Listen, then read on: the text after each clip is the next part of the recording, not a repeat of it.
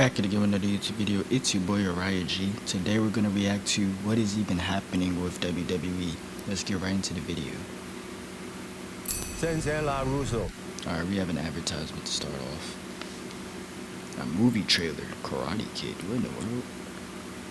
In the WWE after WrestleMania is even more interesting than before Mania. But there's also so much interesting stuff going on backstage. The rise of Karrion Kross, Bayley situation, lots of Travis Scott, and obviously The Rock. All that on greatness of wrestling. Welcome back to the channel, ladies and gentlemen. How are you guys doing today? That's where I wanna start. I know you're all angry at The Rock right now. Here's something you don't understand.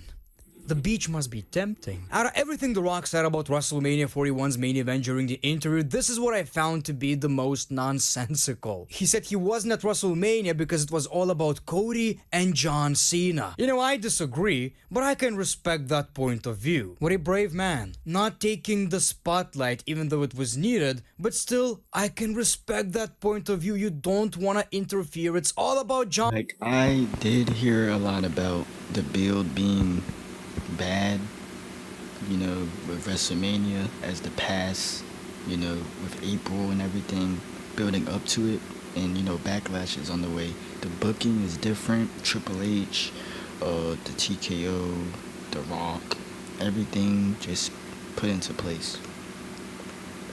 John Cena's 17th world title win. Good guy Dwayne, people. Then what the hell is this goofy ass doing right here with his 15-minute entrance? It's all about Cody and John Cena's victory. Also Travis Scott. Lots of it. Let's make a petition, people. I want every single major moment in the WWE to involve Travis Scott in some capacity. I preferably would like to see a 15-minute entrance. And you know, him being the reason we get all of these big moments. Imagine how much better this moment would have been if it just had a little bit of Travis Scott, people. Just a little bit of Travis Scott. We all love The Rock as an entertainer. The man has ultimate aura. But what I hate about... We're not gonna see The Rock a lot because, you know, there is speculation he's doing a movie in 2026. So. The Rock is that he's basically a walking billboard. Did you guys know that he ate In-N-Out for the first time ever multiple times? Go figure. So during the interview he revealed the reason John Cena turned heel, by the way Cody was supposed to turn heel, is because the ticket sales were low. He got the call, so he took all the credit for everything that happened, which is such a weird statement. And I don't know, I like the new John Cena. Like, he goes, even though he's on his heel stuff and even the heel tactics and everything, the way he, like, when he won, he just straight up walked out the ring and just walked to the back. Like, it was just a different, you know, feel of him winning a belt and the way he celebrated it. Puts Triple H in such a shitty ass position. You know, that's what this video is all about. Are there tensions between The Rock and Triple H? Because all he said was, well, Triple H didn't do that good of a job, the ticket sales were kinda low, so the final boss had to do the job. First of all, I think I paid for my house less than a front row ticket at a WWE premium live event. If we're talking about WrestleMania, that's even somewhat true. At first I was like, okay, maybe The Rock wasn't supposed to say that. I'm not necessarily saying he's lying, I just think that this information shouldn't be revealed. It's also really unfortunate that all of this crap wasn't even a plan. All of our speculation, us mark asses being... Alright, and as far as John Cena, what are some ways you guys think he'll ruin wrestling, as he says? Like, oh god, okay, he's doing 3 fingers, 2 fingers, 5 fingers. Oh my god, is The Rock gonna have a faction? He's gonna put that finger up my butt. I don't know what he's teasing. None of it made... Well, they did say there's another member. I think 3 or 4. I think 3 members. There's gonna be someone else added to this faction. Who do y'all think it'll be? Any sense. It was all random ass bullshit. That is really unfortunate because I really thought he's some kind of a wrestling genius. You probably heard the story about this podcast or ranting about John Cena winning, which I don't think that was the problem of the match. Hi Dave, the business is a complete work. Always has been, always will be. Every aspect of it. Every match, every interview. Okay, first of all, why WWE has this obsession with telling the fans it's all fake. We all know that, obviously. You're not necessarily someone who should be like, none of it matters. That is the attitude I'm We are here to watch the product, and that's it.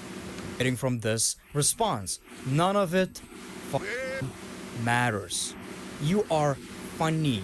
You are a loser for even caring about this, showing emotion over fake ass wrestling. Are you mentally checked? What? This is the type of shit you hear from people who, shit on wrestling. You don't want to hear that from Triple H, The Rock. Please join me, Cody, Cena, Brian, and the rest of us for our creative discussion so you can expand your perspective. Until then, Yeah, cause wrestling, they be getting all this backlash after Jey Uso won Royal Rumble. They said that a lot of people didn't like that decision through the booking, and then WrestleMania and all that. Still same thing. They had a Triple H interview where he was discussing that the fans just need to be patient with the product and just let him build everything up. stop Because he's really just trying to tell a story. ranting. It's not healthy, my friend. Enjoy the show. This is what got me thinking, okay, maybe there are some problems between The Rock and Triple H because he didn't even mention Triple H, the guy who's for the most part responsible for everything we see on television. He's the head of creative, isn't he? And he didn't even mention Triple H, as if everything that is happening is because of The Rock. And this is just speculation, obviously. Maybe it doesn't mean anything. I'm just saying, if I would be talking about creative, the first guy I would mention is actually Triple H. And he didn't even mention that at all. Oh yeah, me, Cena, Cody, Brian, and all of these other schmucks, Paul Levesque, Brian from catering, all of these guys. The reason he didn't show up, his explanation was the final boss's job is done here. I talked about this for so many months. I hate the fact that The Rock doesn't commit. I know he's busy. The jungle movies don't make themselves. Somebody's gotta, act in them. But I hate that he's building the most important storylines with the idea, maybe he's gonna show up, maybe not. Maybe we're going to get Cody versus Rock, maybe not. And then Cody versus Rock or Roman versus Rock. But I think the route they'll go for right now, since Roman Reigns has just had his rivalry with Seth and CM Punk, I think maybe Cody versus Rock. Entire year you're left wondering, so are we getting this match, or all of these segments are just irrelevant because it's not gonna lead to anything? And this constant, flip-flopping between I'm in character, I'm not in character. Cody, tequila, Cody, I want your soul. I don't mind wrestlers breaking kayfabe on Twitter or interviews. It's actually interesting to hear these stories. Don't show me the green screen during your television product. There's more people. Corey Hayes from Bodyslam.net heard there is a pitch for John Cena and Travis Scott to work a tag team match together at some point this year. I've even heard somebody talking about Bad Bunny. Look, celebrity, I get it. Yeah, celebrity versus celebrity match. I could see them doing that, something like that. I get it. You want the headlines. It's all cool. I have a problem when celebrities are such a big deal in main event WWE championship matches. It's literally mind-blowing how WWE feel like it's a great idea. Instead of celebrities doing these cameos, they're actually being in the most important position in the WWE. John Cena broke the record.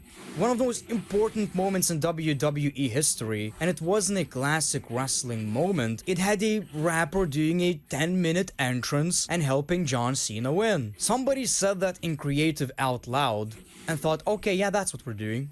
Sure. I think I'm speaking for the majority of wrestling fans. Or they could have just had Cena turn heel. He already is a heel, but they could have just had him win using heel tactics or something. Say shit about Travis Scott in the main event picture. You want a few cool photos of him raising John Cena's head on Monday Night Raw, whatever. I don't give a shit. Nobody truly cares. And it's crazy because for the most part, WWE understood that Bad Bunny was in positions he should have been in, and we respected it. It's like on one hand, WWE is so interesting. On the other hand, it really feels like Us, the actual fans, there's not much left for us, is what I'm trying to tell you. I want to talk about Karrion Kross because, oh my god, this interview, this shoot promo on Triple H, on Logan Paul, how he didn't get the match even though the people popped for him, all the F-bombs, the passion, one simple promo got him more over than 50% of the That means he's probably gonna get the push too. roster. Now people are craving for that Karrion Kross push. Few months ago people said, I don't want to see this guy on my television, what is even happening? So I do have some good news. WrestleVote says Karrion Kross is expected to get extended opportunities on WWE television moving forward, and this is what I want. I want They could probably give him like a mid-card title or something. people to respond accordingly, because that's what's important right now. Now it's up to the people. If the people are gonna pop, the people are gonna care about what he's saying on television, about his matches, eventually I feel like he is going to get that push. You know, also considering he's a Triple H guy. You know, it was a lot tougher for someone like LA Knight. I still think he should have gotten a bigger push. So obviously Karrion is someone Triple H cares about. Obviously he's... We might have to give LA Knight a little more time.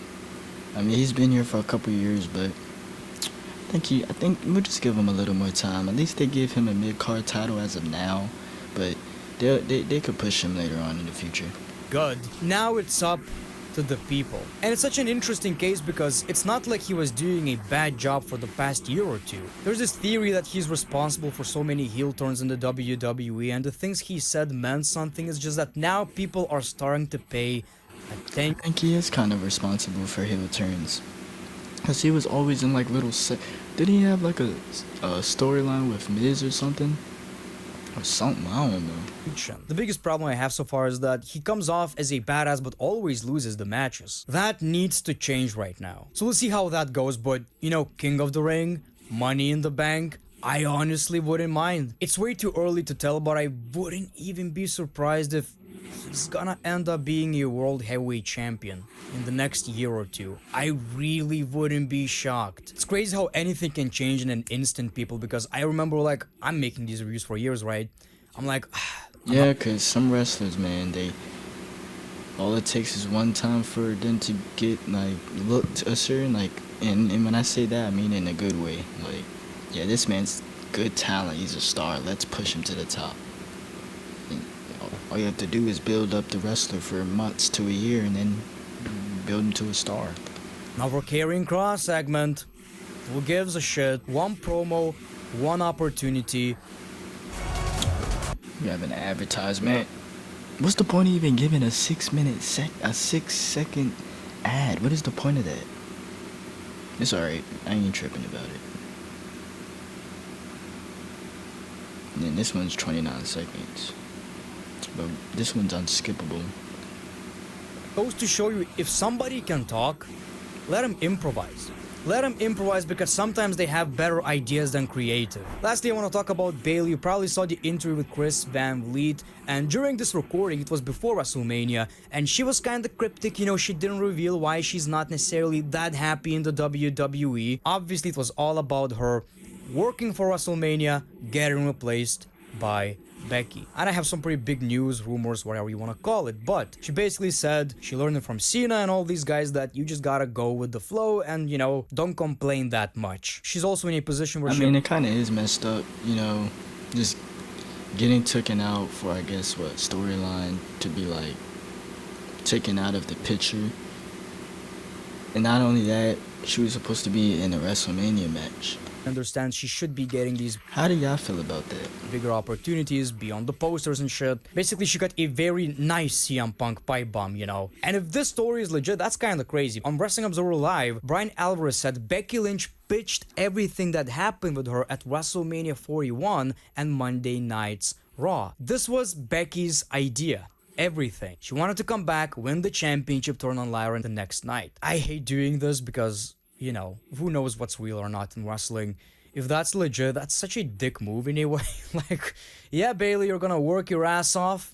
I'm not gonna be on television.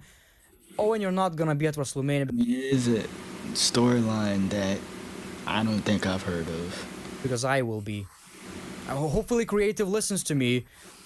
I don't know.